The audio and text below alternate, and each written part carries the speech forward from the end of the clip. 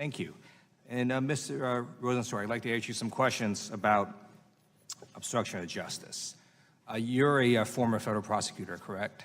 Yes. And you were the former Republican investigative counsel on the House Transportation Infrastructure Committee, correct? Yes. All right. And then you also signed on to a letter now with over 900 former prosecutors saying that if anybody else in America had been faced with this evidence on obstruction of justice, they would have faced multiple felony charges if they weren't down on I signed that letter, yes. Okay.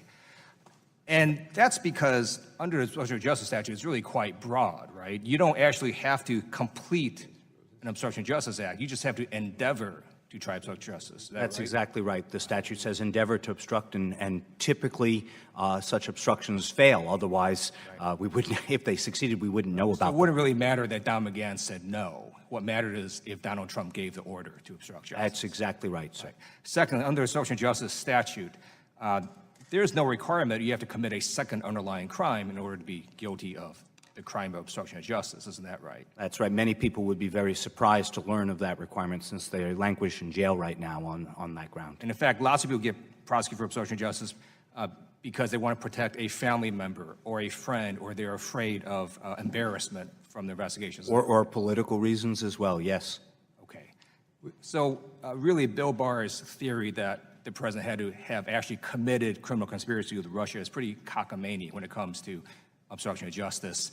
You don't have to answer that. I want to ask you one more question Okay. on obstruction of justice. I didn't want to characterize. Which is, the president would not have known if Michael Flynn, Paul Manafort, or others may have committed an underlying crime. So with respect to stopping investigation against them, that clearly would have been obstruction of justice, whether or not the president believed he himself had done anything wrong. Isn't that right? That's correct. You can obstruct justice by obstructing an investigation into a third party. It's not only limited to obstructing an investigation of your own conduct. Thank you. I yield back. Would the gentleman yield? I'll yield to the chair. Thank you. Just, Professor Rosenzweig, you were shaking your head vigorously a moment ago when Professor Turley was answering questions from the gentleman from California about how a judge would regard the contempt with reference to the fact that 6E was in the original,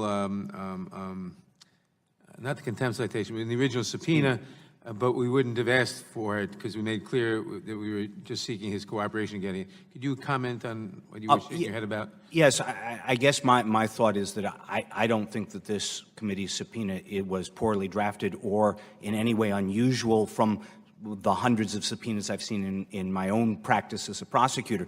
You write them broadly. You include, as this committee did in its instructions, a provision allowing the recipient to assert a privilege, and you define a privilege as this committee did as withheld from production pursuant to any law, statute, rule, or policy. So in my view, it would have been perfectly appropriate for... So that subpoena was not asking the Attorney General to break the law? I don't believe it was. He would have been perfectly within his rights to respond. Here's everything I can give you, but there's this Rule 6E piece that I'm not going to give you, and I'm going to assert that pursuant to your own instructions to him. Thank you very much. Who's next?